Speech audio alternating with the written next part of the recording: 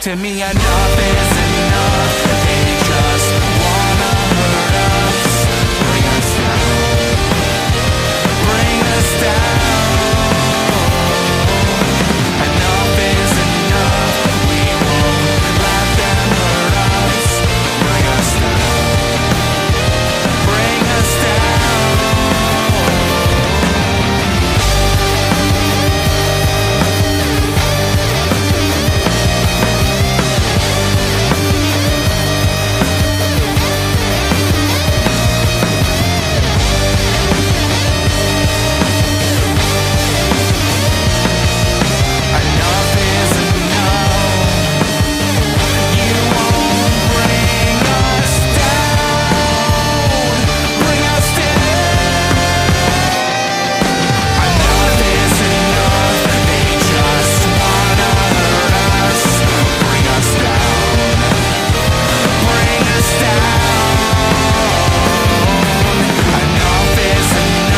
Enough is enough.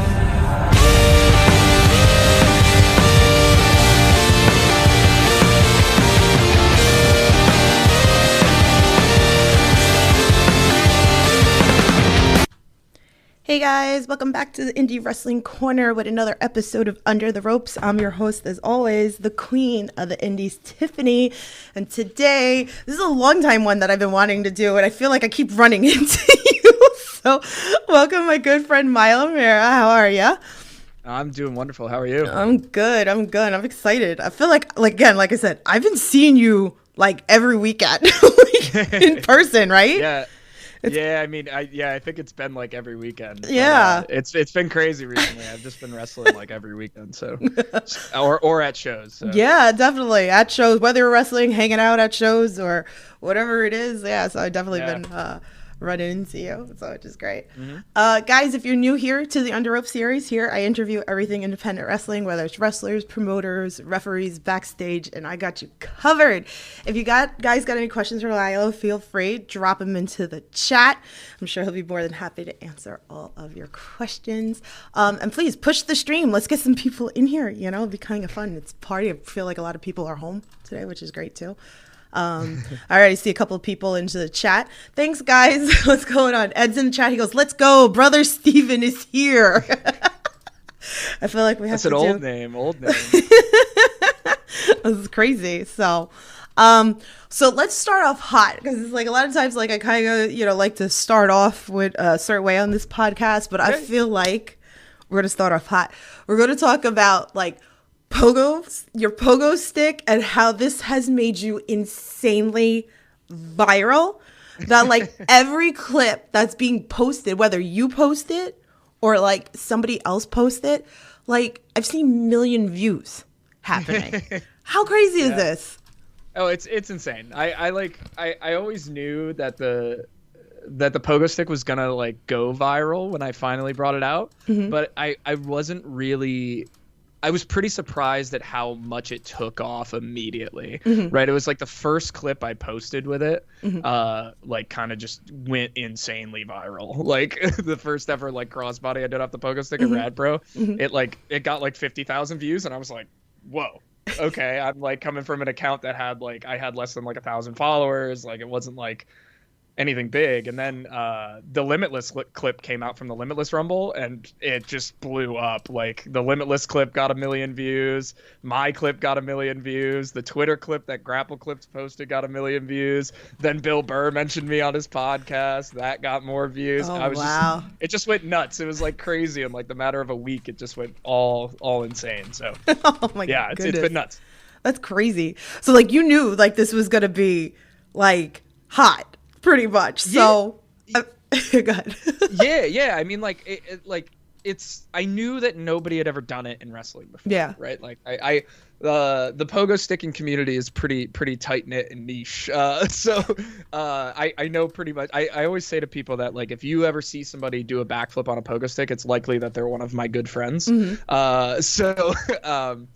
Yeah, so like I knew that nobody else had done this before, and that nobody else was going to do it, and that adding it into the wrestling world was gonna be an interesting and unique thing that just hasn't happened before. So, yeah.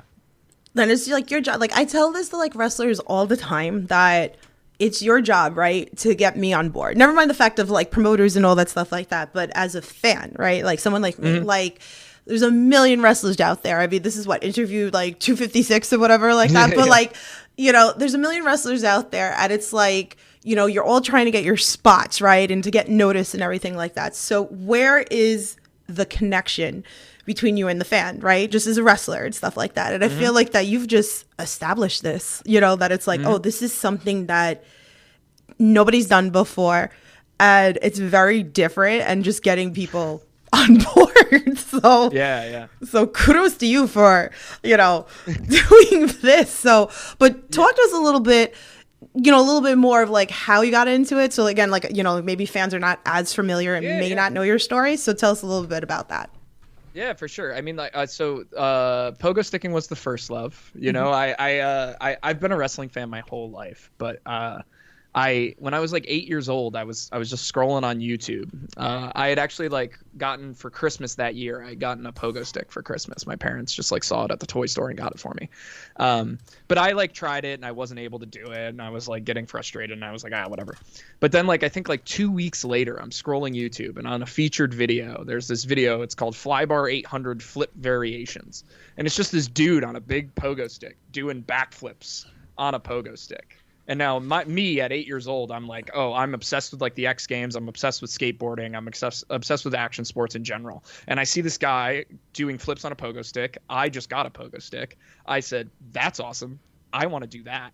And so I went out in my garage and I immediately learned how to pogo stick. I was trying to do like basic tricks, you know, like no hand jumping and like one hand, no feet, things like that. Right. And then I was like, oh, you know, like this guy exists out there on the internet. So like, there's got to be people doing this.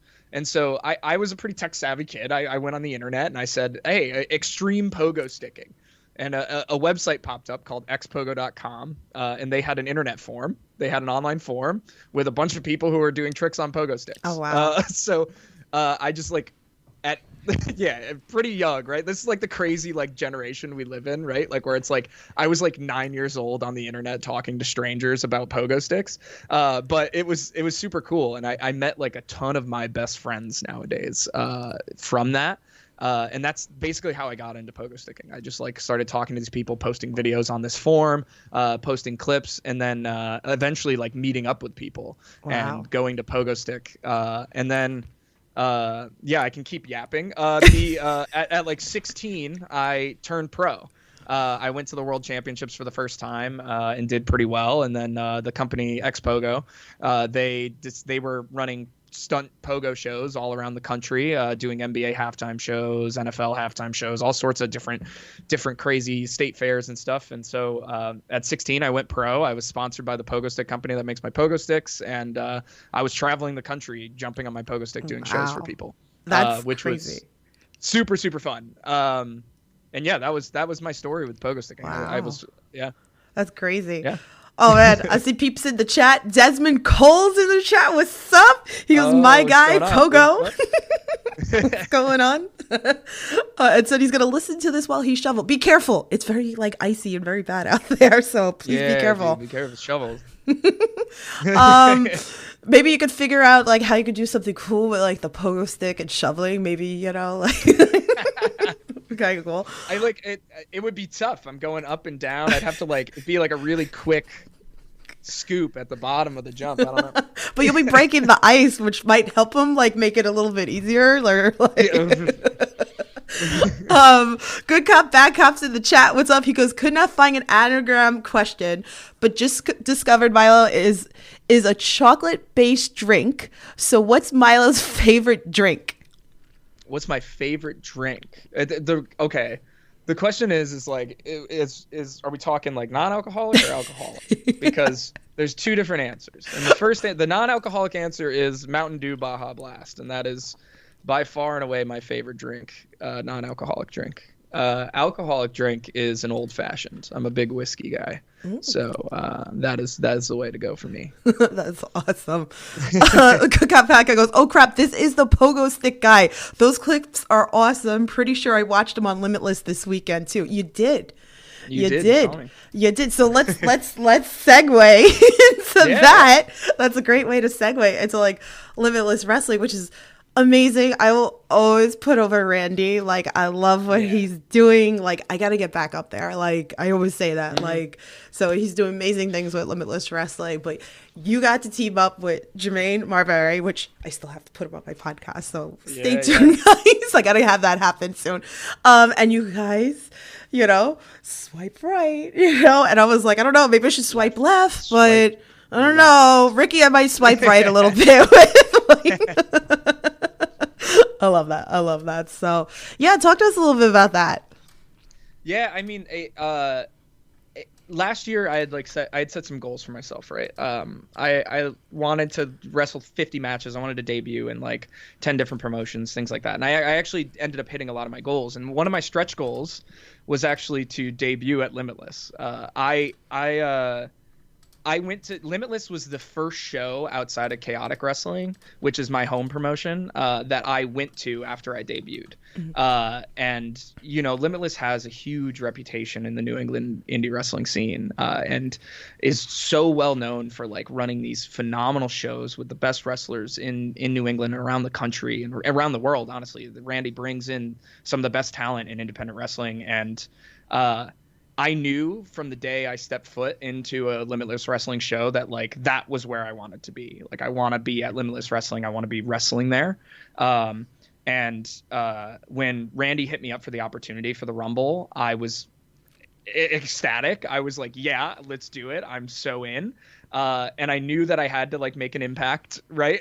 I was like, I gotta do what I gotta do. And making the entrance on the pogo stick was what got me around. And then Randy hit me up and he was like, hey, I got this idea for like a tag team match.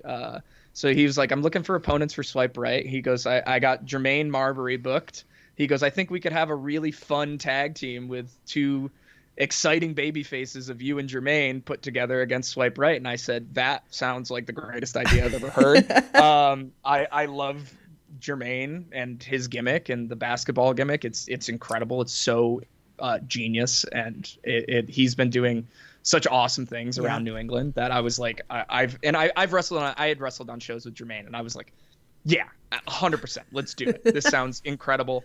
And then we had the match this past Saturday, and it lived up to all of my expectations. It was like one of the most fun matches I have ever wrestled in my entire life. Like, obviously, like, as much as we love to hate Ricky and Brad, they're WWE ID for a reason, right? They're incredible athletes and incredible talents. And getting to do all of my silly pogo nonsense with them was a ton of fun. And they helped get us over really well. So I love that match. And we nailed the pogo stick alley-oop dunk, which was all I ever wanted in my wrestling career. So. It's crazy. There's just like amazing things like going on. Like, I feel like this could be like the tag team that we all needed, and like I hope it like continues at Limitless and be just kind of like fun. We'll see. So, or maybe you guys could like take it on the road and like, you know. Yeah, I don't know. You never know. See. Like, yeah, it's so crazy. So we'll see. You know, like maybe you guys put it out there. You know, like it might actually like happen. Jeff in the chat says, "I'm at work, but I'll rewatch. Give Milo my word." Damn. Damn. Good Cop Bad Cop says, I love they left the cameras on at the intervals so you could watch people selling merch. Yeah, we did. We saw like in the 15-minute like intermission that like all you guys were like around the ring, which it was kind of cool. Oh, usually really? like you see the matches. Yeah, usually they put matches. That. Yeah. So you That's see funny. like Gabby talking to fans and everything like that. Good Cop Bad Cop also says, doesn't need reading out, but who was the wrestler in the match that looked like a young Matt Damon?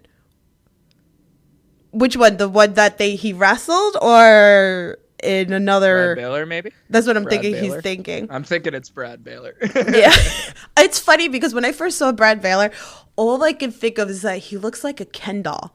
Like when I first saw him or whatever, and I'm like, he looks like a Florida, like a Malibu, like Ken doll. Yeah.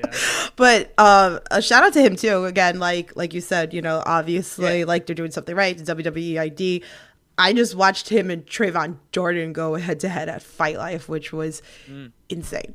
So that clip's going viral on my YouTube channel. So I put it like as a reel. So if you guys haven't seen it, go check it out. But that's been like floating around too. So. Okay, so this I know like we'll talk about chaotic and everything soon, but like let's do this. Let's so for a fan, obviously, like I said, I've seen you in person a bunch of times at different promotions and everything like that. But for a fan who's tuning into this podcast and like never seen you wrestle before, what's the go-to match that you would recommend for them to watch to become an instant fan? It's me against Dijak, I think. At Rad Pro Wrestling. Yeah. It's my other character, right? It's Lynx Panther, who is essentially Milo Mirra, but loves Mountain Dew, which is not too far away from my real life persona. And Dijak plays a Russian villain called Volk Malika Sarbamba. But yeah, I think we had an awesome match at Rad Pro, Forever Rad 95. It's on IWTV if you want to check it out. We had a phenomenal match. I hit a pogo stick cutter from the outside of the ring to the inside the ring on Dijak. I think it just kind of encapsulates like the pogo stick character, the silliness of Rad Pro, like the silliness, but also like seriousness of Rad Pro, right? Like I think a lot of people like, and not a lot of people, right? I think a lot of people have bought in at this point for Rad Pro, right? But I think when it was starting, like people were like, oh, it's like these silly gimmicks, right? Like, oh, is the wrestling that serious? But I think if you watch a Rad Pro show, it's like one of the most exciting and fun shows to watch in all of independent wrestling. Like there's so much fun character, but like everybody who's on the roster is a phenomenal wrestler and can put on great matches, right? So you're getting all this entertainment of the crazy characters and great wrestling matches, which is like all you can ask for. And I think like that match with Dijak that I had like kind of really showcases a lot of my like really like the greatest hits of my stuff so far. And I think it's probably the best match I've had in my career so far. So I'm really excited for it. Yeah, I'm gonna I'm gonna go back to like Rad Pro because I want to add on to that, but I want to shout out because Dante Drago is the best, and he's in the chat, and he says, "Tell Milo that it's Dante from wrestling. Go Bills!" And hi Tiff. Oh, go Bills! I love that. So we love Dante. And Dante's been at Rad Pro Botanicals. Pretty much going on over there. Max Smashmaster has been on this podcast, and we completely broke down like, I love what he does for like Rad Pro. It's completely different. And if you're not watching it, you should be watching it. It's on IWTV. So definitely check that out. Check out the interviews with Max Smashmaster. What I like about it also too is that it's forcing you guys, right? Like, to be a completely different character, and it's kind of making like, like you break out of your comfort zone to do something else, which I think is smart as hell, so something completely different. You can go see your favorite people, but they're playing something completely different. So maybe you're used to somebody being a face and maybe they're playing a heel at Rad Pro, but it's in like the 90s going on and everything like that, which is really cool. So I mean to add on to that, like when I started at Rad Pro, I was still really young in my career, right? And I had only ever actually wrestled heel in Chaotic, right? Like, so I had wrestled heel. I had never used the pogo stick before I joined Rad Pro, right? Like, and Scott approached me and was like, or Smashmaster approached me and he was like, hey, do you want to do the pogo stick face gimmick at Rad Pro? And I was like, yeah, let's do it. And that was the first time I had ever worked face in front of a crowd.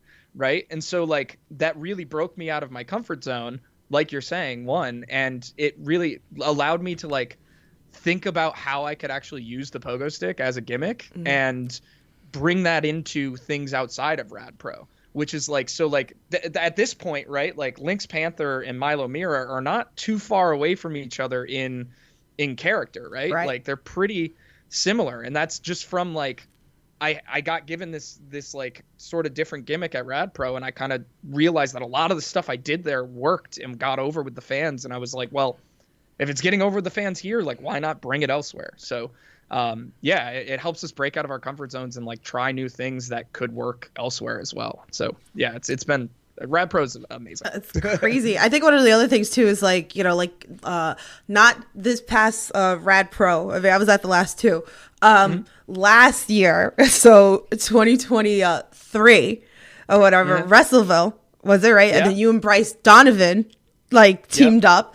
I always forget the names for like the characters for like Rad Pro. I'm so bad. Like Chance Paradox. There you go. So, but even that was cool because it was such a different pairing. And then he's wearing the gloves with the lights on the fingers and everything like that. And then at New Year's Eve, then it's like he attacked you, and it was like. Yeah. So now Chance got lost in the cyberverse on Lynx, like he got lost in the hacking, and then he came back from the cyberverse and decided to attack Lynx. I don't know what that's about. Yeah, it's messed up. I guess we'll see. So make sure you're watching Rad Pro Wrestling. So such great stuff. Everything Pro Wrestling. Conrad, what's going on? Make sure you give him a subscribe. Also, if you're not, he's got you covered. WWE. He's got you covered with everything. I got you covered in the indies. He's got you covered with everything else. So go give him some love in the chat. Who else is in the chat? Jeff says Rad Pro is awesome. And then what else? I saw something else. Where was it? Ed says it's fun to work both heel and face in different promotions. And which fan reactions do you prefer? People yelling and cursing you, and the GGC. Ooh. So which one do you like the best of like reaction wise? Oh man, it depends on the week, to be honest. I don't know. It's like it like I love doing both, right? I mean, I think at this point, I think I'm a little bit. I actually don't know. I think I'm a little bit more comfortable still with being a heel because that's how I started. Right.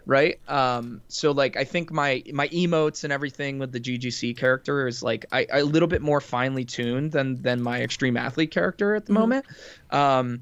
And I'm still kind of figuring out like, what does Milo do in certain situations, right?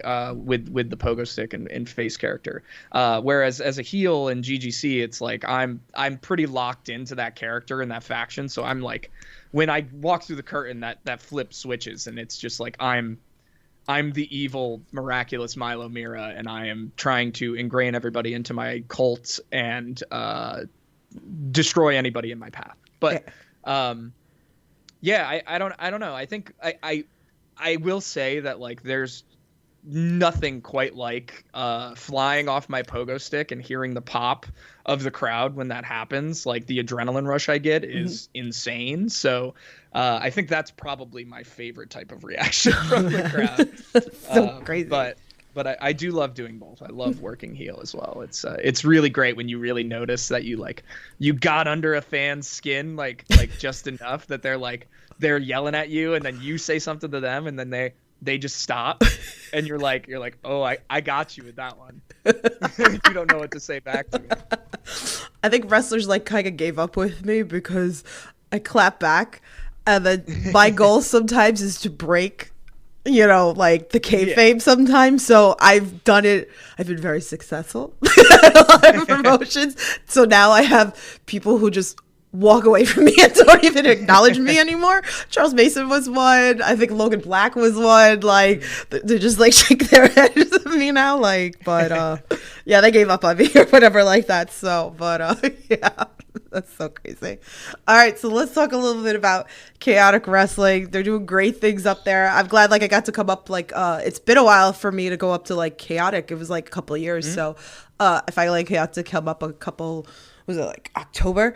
I would love to come more. I wish I lived in Mass because I feel like there's a lot of great wrestling in Massachusetts, and Chaotic was the first promotion that I ever came up to for Chaotic Wrestling, and I've even been to NEPA and everything. I call them, they make fun of me, and I'm like, well, I call it that New York, that accent, whatever, I don't care. The New England Pro Wrestling Academy, I like to call it NEPA, so whatever. I don't care. That's how I say it or whatever. but they're doing great things and producing amazing talent, and people have been on this podcast through the years, and we're going to continue going on with that. So talk to us a little bit about Chaotic Wrestling, New England Pro Wrestling Academy, the GGC, and all that. Yeah, I mean, so I started training at the New England Pro Wrestling Academy in August of 2022.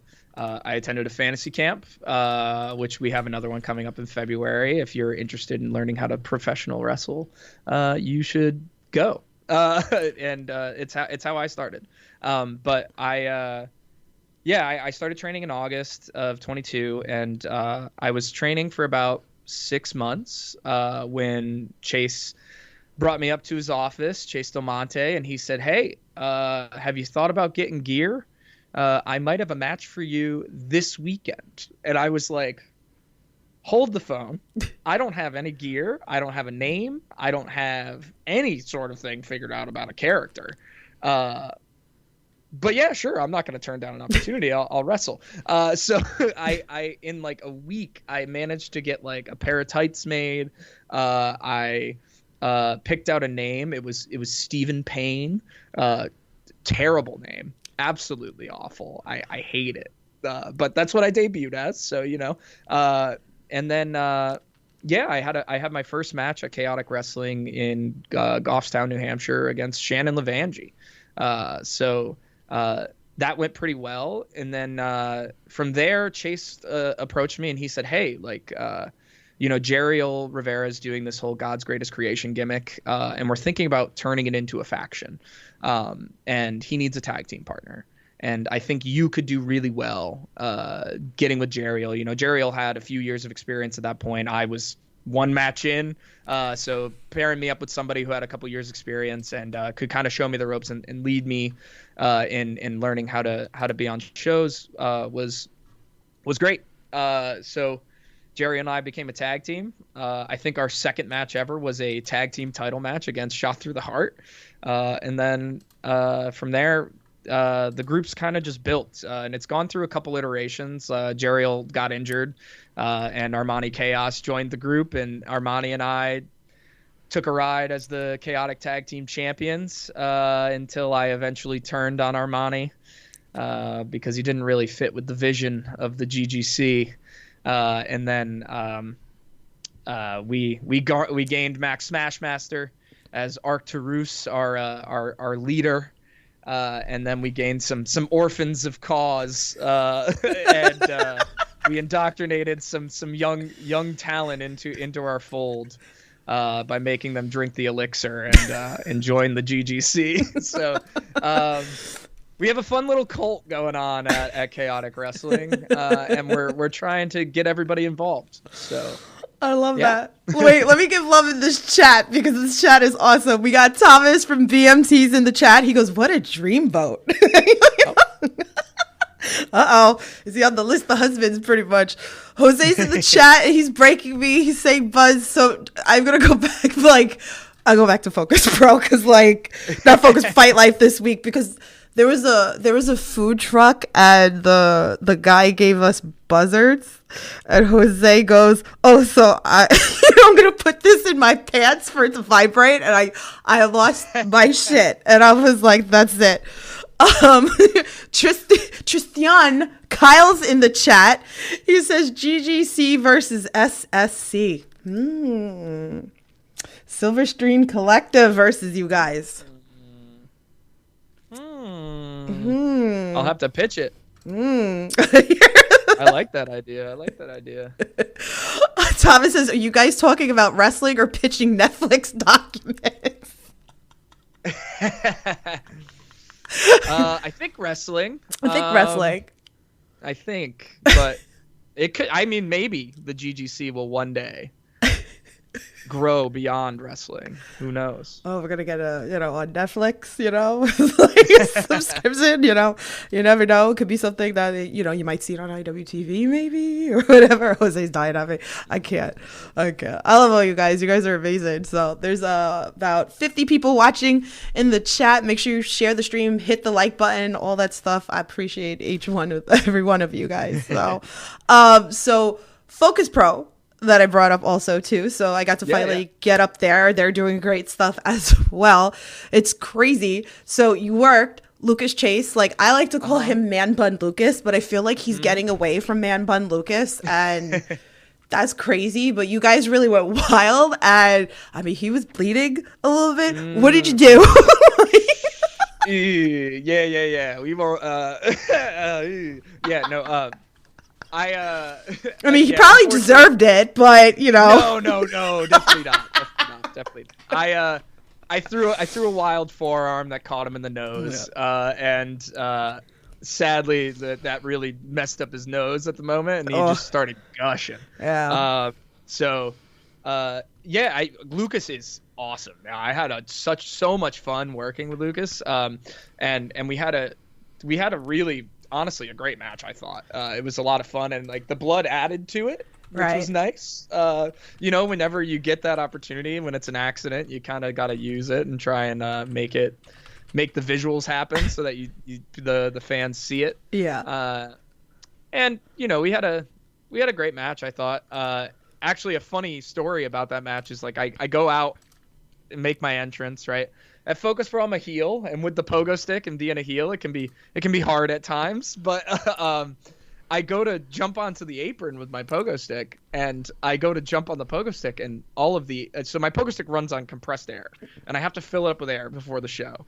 And anybody who's been in a locker room with me knows that I'm loud and annoying because I have an air compressor that I run to fill up my pogo stick, and it's loud and takes like 5 minutes to fill up my pogo stick. But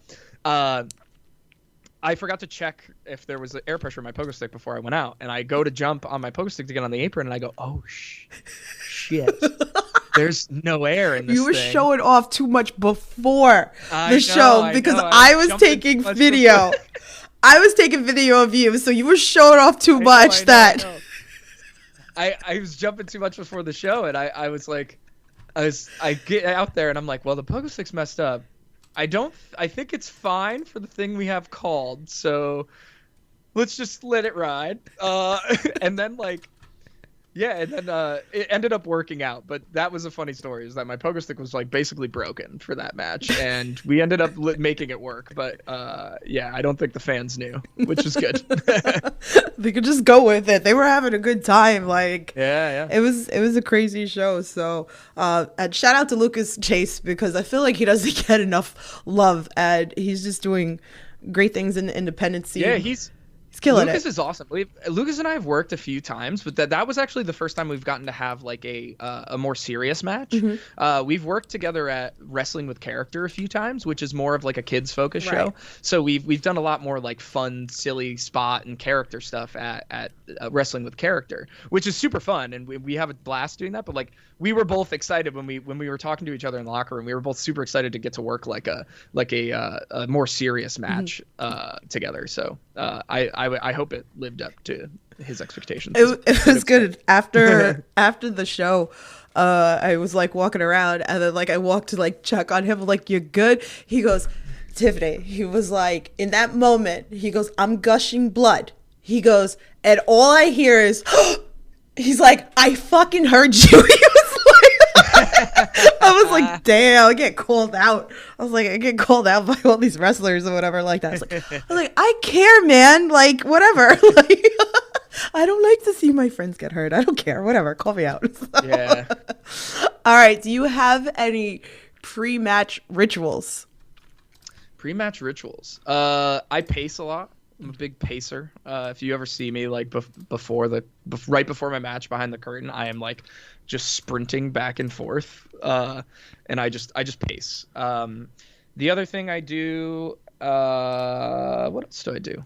I don't really have anything like super serious that I do. Mm-hmm. It's mostly just like getting in my head and just like calling the match as much as I can and pacing is pretty much it. I don't have any like things I do specifically before the match, to be honest. That's okay. We've heard some crazy pre-match rituals on here about things being kept in suitcases and, weird things or whatever like that. I've seen some crazy pre-match rituals, Yeah? so I can imagine. Like Alec Price had even like talked about like, you know, he's real crazy behind the scenes before his matches, and you know, like I've witnessed it and I've seen that, so yeah. it's pretty interesting. Alec was the first one that came to mind when you said pre-match ritual. I was like, Alec Price came to my mind. He's always, he has a great pre-match ritual. I won't spoil it for anybody, but it's great. Yeah, so check out that interview. So like we've had Alec on the pod. All right, what is your favorite snack? My favorite snack is Nerds gummy clusters. I love them to death. I always try to bring like, usually I bring with me like a family size pack of Nerds gummy clusters to shows with me to eat after my match, because I always love to have like sugar after my matches. Because usually I'm bad about eating on show days, so I like don't eat all day and then I go wrestle, and then I'm like, I come back to the locker room and I'm just like gassed and I need to eat something. Right. So I eat Nerds gummy clusters, but I always am. If you find me in a locker room after my match, I likely have a giant bag of Nerds gummy clusters, and I'm handing them out to people around the locker room. So that's the way it goes. It's crazy. Max in the chat, she said, "Can't be beat, won't be beat." Okay. All right. I love it. All right, so let's do some of these fan tweets. I got one from Russ. He goes, "Do you like Miracle Whip or mayonnaise?" Miracle Whip or mayonnaise? It's mayonnaise for sure. I'm trying to think of the first time I had Miracle Whip, and I feel like my mom like bought it one day, and my dad like made a sandwich with it, and I remember taking a bite of a Miracle Whip on a sandwich instead of mayonnaise, and I was like, "What is this, dude?" I was like, this is not it looks like mayonnaise, but this is not mayonnaise. And I was very appalled, and I said, don't ever put this on my sandwich ever again. So yeah, I'm definitely a mayonnaise guy. I don't know why he told me to ask that. I forgot why we were talking, and then he was like, make sure you I'm like, okay. Like I didn't understand why. I'm like, okay. I was like, I'll make sure I'll ask that or whatever like that. But okay, so he's got his answer. This is actually a good one. This one, shout out to Dave. He says, how do you think you can make wrestling a more positive space to be in? Oh, that's a good question. Yeah. Wrestling a more positive space to be in. I always strive to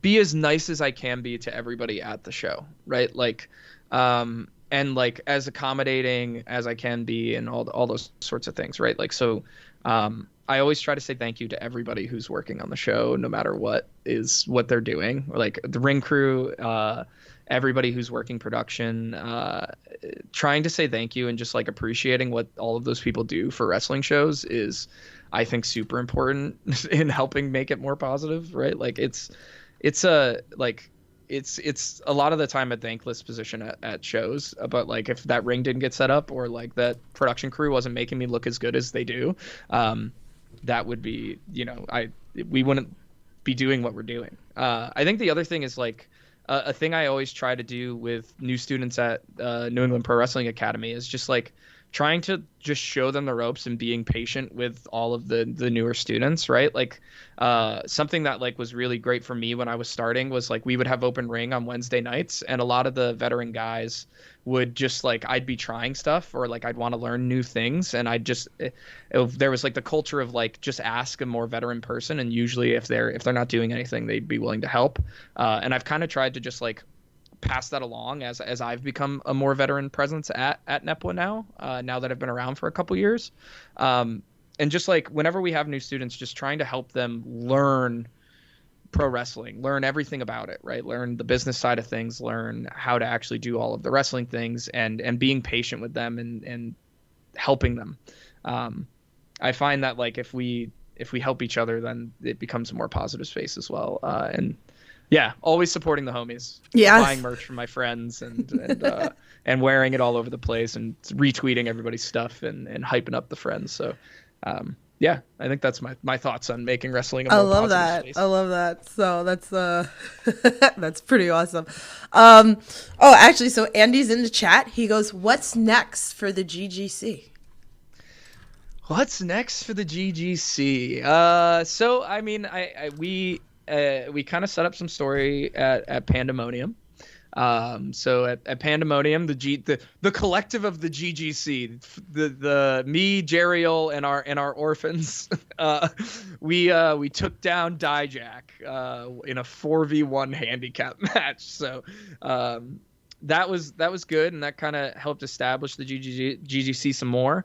And then JT Dunn was making quite an interesting speech after losing to Ricky Smokes when he was attempting to become a 5-time chaotic heavyweight champion. And he didn't get to finish that speech. We came out, the GGC, and he was on the receiving end of a spear from Jeriel Rivera.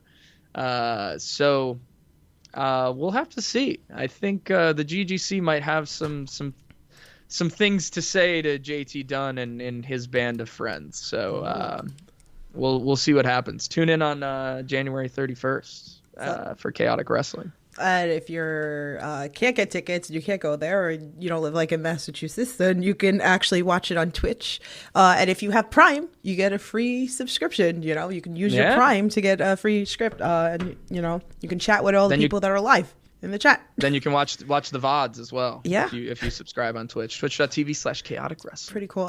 I'm usually in the chat. I'm a mod in the chat, so I'm usually in there like talking to people and gushing over bridges and all that fun stuff. So shout out to everybody with that. Let me backtrack a little bit. So since, you know, he was talking about like, you know, the positive influence in wrestling, what's very important on, you know, the Under Ropes and Indie Wrestling Corner and all that stuff like that is wrestling with positivity. So maybe something that you could share with us, you know, that we wouldn't know unless you shared it on this podcast, whether it's something that maybe you've done for a fan, maybe a fan's done for you, maybe a wrestler's done for you, maybe something that you've particularly done for a wrestler. So anything, you know, that comes to mind. Yeah, I mean, I there's a few things that come to mind, right? Like, I think a lot of people, like, you know, you see the end product of what we put out, right? And there's a lot of work that goes into like a lot of the stuff that we put out behind the scenes. And as a new wrestler, all of those things to think about, like character, social media, all of that stuff is so hard and scary, right? Like, it's like, what do I post? Like, do I post promo pics? Like, how do I get my name out there? How do I talk to promoters? How do I do all of this stuff? And so that is like always, that was like a terrifying thing when you first start wrestling. It's like, how do I do these things? And I think like a really positive person or people in my career were Aaron Rourke and Becca. They were both incredibly important to me making my name as a professional wrestler. Becca really helped me with like developing my character, developing like how my gear looks, developing like how I should talk to promoters, how I should reach out to promoters, going to shows. Becca would always bring me to shows in her car, like always invite me to go to shows. Same with Aaron Rourke. Aaron was very helpful in helping me learn how to actually wrestle. So like, obviously my trainers are incredible. I have incredible trainers at New England Pro Wrestling Academy, but like class is just one part of training and we have to train outside of that. And Aaron would take a lot of his free time whenever I would ask him and spend extra time with me one-on-one, and we would train together. And Aaron is an incredible talent. One of the best in New England and one of the best in the country, I personally think. And being able to learn and train with him was super positive and super helpful and super awesome. So yeah, I think like those are like two people that like I don't interact with a ton on shows, so I don't know if a lot of people would know that I'm really good friends with them. But like Becca and Aaron were like two of my biggest role models and so helpful in the early stages of my career. So thank you to them for that. And that's like a positive thing to share. I love that. Yeah. That's amazing. Yeah. It's funny because I think like, you know, you touch about this, and I feel like this is a conversation that I have with a lot of wrestlers is, you know, and I wouldn't know because of the fact that obviously like I'm not going and training. I'm just a podcaster and stuff like that. And I'm just like involved all over the place. So it's like talking to wrestlers and being behind the scenes, you know, I see things. But I think one of the things like kind of like caught on is, you guys are getting like trained and stuff like that, but I think there needs to be like probably like a class or two here and there of how to put all this stuff together. It's like, how do you approach a promoter, you know, and it's like, how do you do social media? How do you cut a promo? And I think that's maybe like one, and again, it's not a negative thing, you know, but I just think it's something that, you know, maybe that, you know, even us be talking about this podcast right now, like talking about it, that maybe it needs to be brought to light a little bit more, that maybe that's something that, you know, could be more of a positive thing added into wrestling, you know? Yeah, I mean, it's tough because the wrestling itself is it's very dangerous and very like we're putting on like a live action performance, which is like so hard. Right. And we have to spend so much time training to like do the actual wrestling that like a lot of this like other stuff that like you can kind of do on your own. We usually don't focus on it as much, but like it is something that we do occasionally focus on it, right? Like like at NEPWA, I know for sure we focus on like there occasionally it's like if you're going to do a class match, right? It's like, yeah, you're going to do a class match, but also like you need to cut a 1.5-minute promo beforehand setting up the match, right? So like we kind of mix it in at times. But yeah, I think to your point, like social media and things, that's all stuff that like I had to figure out like on my own or talking to my other wrestling friends who are already popular and successful on social media, right? So like it's something that you have to like, and it's all trial and error and trying to figure out what works.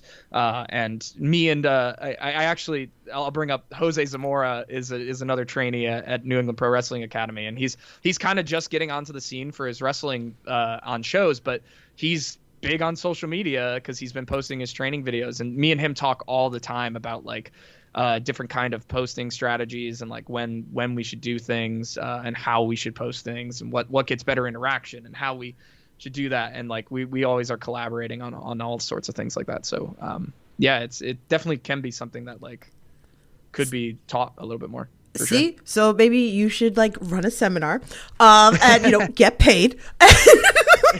Because clearly you're doing something right because you're getting these massive views and stuff like that. Yeah. So, I mean, me, you, and Landon were just talking about that at DPW like the other day about like, you know, views and clips and everything like that. But I feel like, you know, it's kind of like a struggling art, you know, as a wrestler. And I feel like, you know, a lot of people don't get seen because like things are not floating, you know, like on social media. It's like, well, how am I supposed to find you?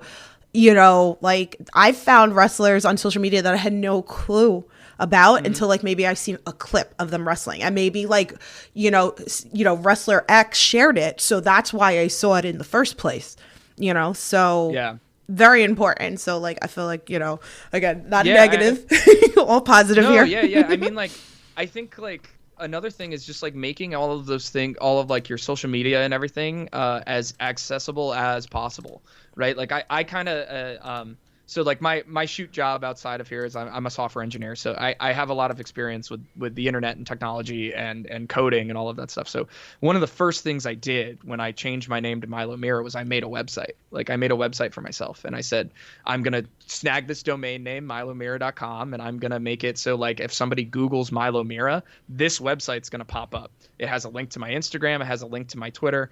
It has a link to matches that you can watch on YouTube that are just embedded in the page. And it has a little like promo. It has my promo photo and a little small resume and a way and ways to contact me. And it just makes, it's like one place where like somebody can see my stuff and find me, which is, I think making yourself as accessible as possible to fans and promoters and everything is like super important. So yeah. Love that. And that's linked in the description below, so you can click that. You know? We're pretty savvy here too. So I love that.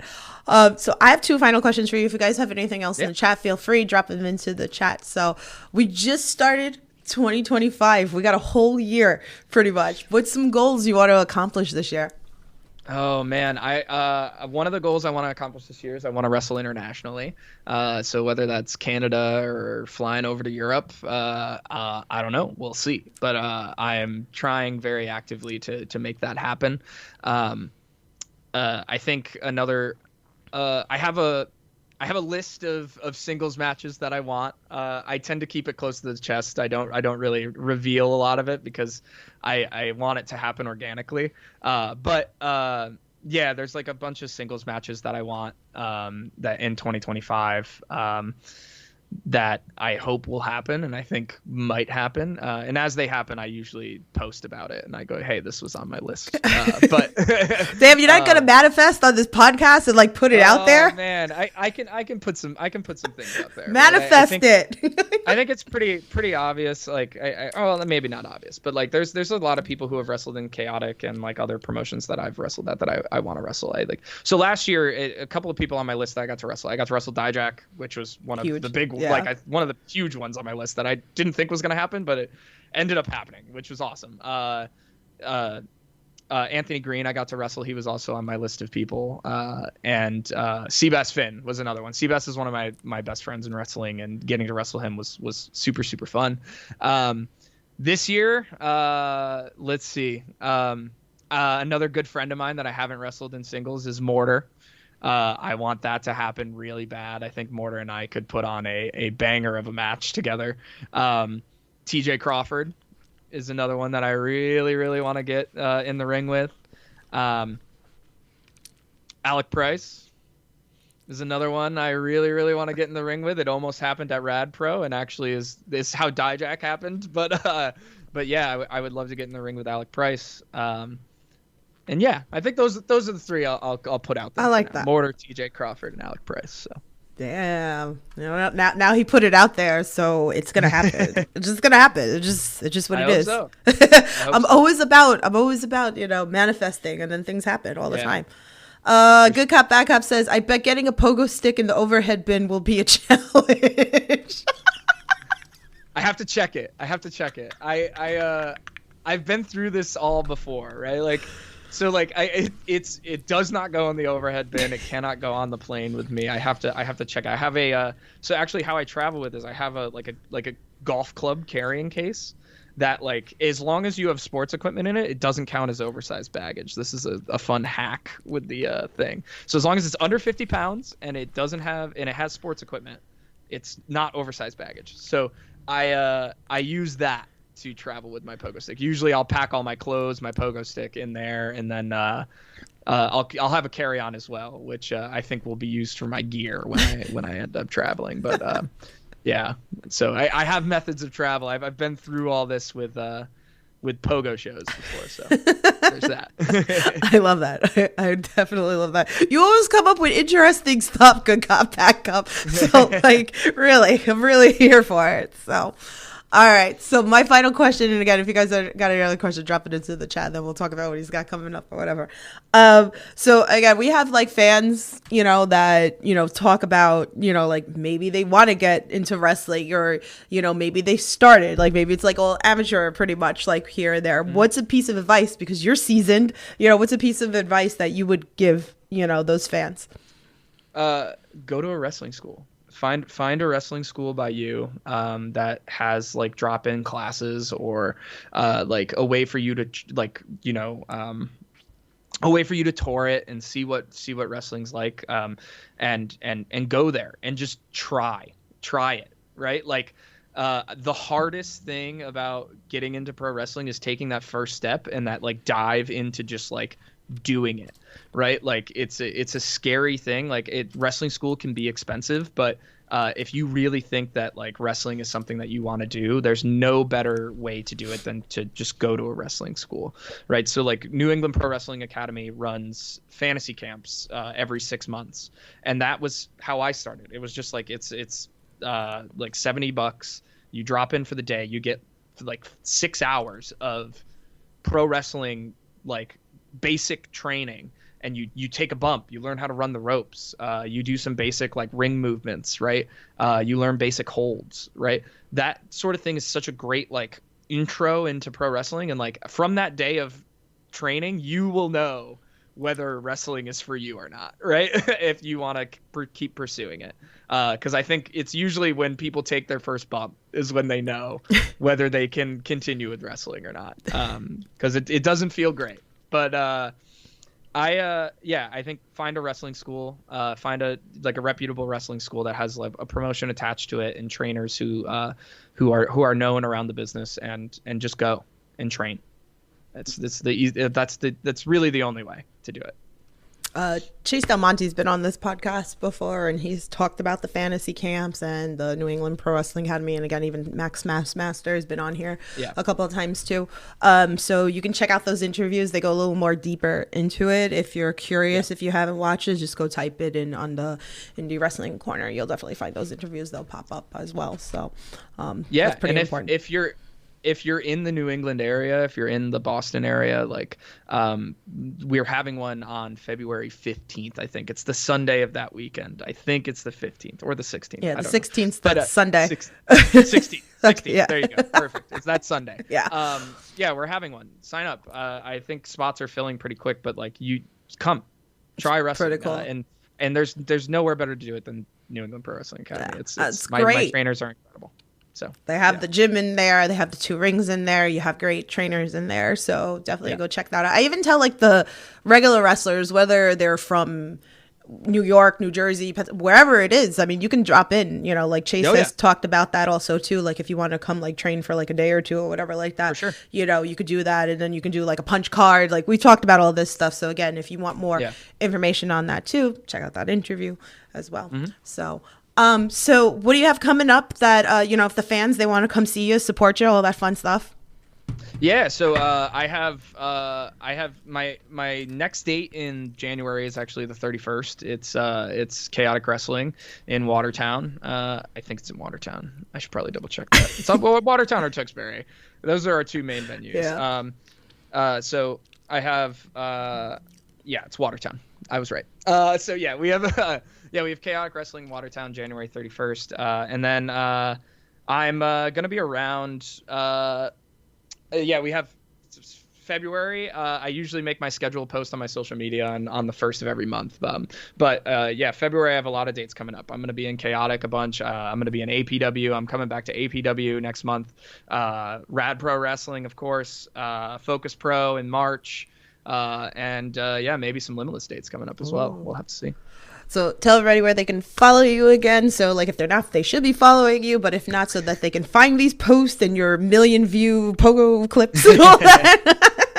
Yeah. So you can find me on pretty much all social media, Milo Mirra _. That's my tag on everything. I'm pretty active. I'm very active on Instagram, very active on TikTok, very active on X as well. So you can find me on those 3 platforms, probably the best. Awesome. Again, all those links are in the description below and his website and all that fun stuff. So you can click on that. So, It's been amazing chat with you. I appreciate that you came on here. Very much. I appreciate you having me. Absolutely. Yeah. It's been fun. I appreciate everybody that came into the chat and started busting chops and, Dante and Dez and, BMT. Like, you guys are awesome. I appreciate it. If you guys are watching this later, make sure you hit a like, make sure you subscribe, make sure you leave me some comments. I'll be back next week with Ben Bishop. That's a big bish, as they were posting on the Rad Pro show. That's another one I really want this year. It's me and Ben Bishop, me and Big Trouble. I think we would have a very fun match. Yeah, like it's so crazy. I'm like, damn, he needs to stand next to me more. He makes me look skinny. Like he's a big guy. He's a huge. Big guy. I was like, oh my god. I was like, it's so. I'm glad that I finally got to meet him at Rad Pro and beyond on New Year's Eve. And it's funny because he popped me because he recognized me before he even said anything. So he popped me big. So he will be on next Monday. So you guys make sure you subscribe and all that fun stuff. But yeah, so support Milo and the pogo, and maybe we'll get some new pogo. Maybe you should start selling some merch as some pogo sticks or something like that. I would keep an eye out on my social media. I have some things in the works, and there might be a merch website coming up very, very soon. So keep an eye out. I love that. I love that. Well, guys, thank you so much for tuning in. I appreciate you guys.